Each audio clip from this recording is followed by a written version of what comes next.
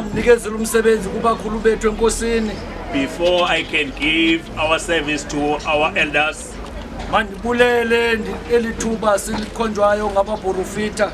let me thank this opportunity that we've been given by the prophets. Sibulele kakhulu ifamily yakwababa Masango.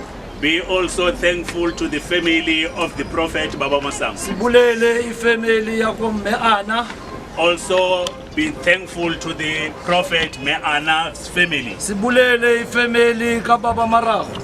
Also be thankful to the family, the prophet Baba Marago. Sibulele ifamily kamama wethu umama Archbishop. And also be thankful to the family of our prophetess, the Archbishop Mama Marago. Ukuthula makube nani. Peace be with you. Manje ke phambi kobana ngibuyisela umsebenzi kubakhulu bethu enkosini, Before I can hand over the service to our elders, sizawufunda lo mbhalo. we would be reading the scriptures. Mangiqeda ufunda Immediately after reading, iband yoshaya ilizwi umsebenzi usewuthathwa ngubaba Makati. immediately the band would be singing a song and would be handing over to our father Babu Makati. Iyawumanilayelwa ke ukuthi mayihlabelele nini. Therefore, you would be told as to when to sing. Ngathanda ufunda ke ngibhekise kwabaprofita abalele kule ndawo. Let me read also looking at the prophets who are rested in this place. Ngenkonzo yesikhumbuzo. Siyabulela konke okuhle esikukhumbulayo ngabafileyo bethu. Sikhumbula insuku neminyaka esiyichithe nabo. Sihleli ngolonwabo. Sibulela nensikelelo nolowo esicuthe nabo. Siyabulela ukukhanya kwelanga namafu athe avele empilweni yethu emhlabeni. Siyakudumisa ngokoyisa konke esithi soyise. Ngabo sicela uthando lwakho noxolo ngezipho esithe sazenza.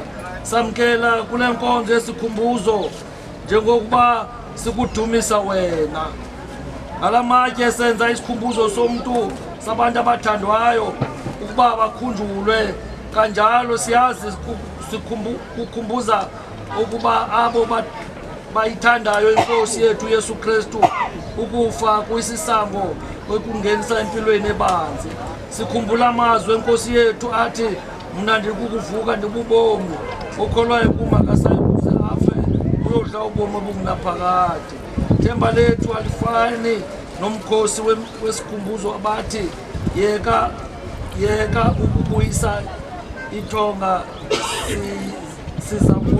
sizabuya kubo kodwa ngeke babuyele kuthi. Siyazi ukuba umnye uThixo, umnye umqolelanisi phakathi kukaThixo nabantu, kungumuntu yena uKristu owanikela ukuze siqolelwe thina.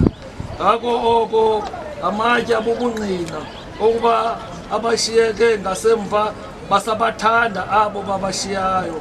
Liwako mangqina lokukholwa kwethu ukuba abo bafileyo bayaphila, baphila besidla ilifa elingaboliyo nelicocekileyo elingaboniyo elilinde thina sonke ezulwini. Amen, amen.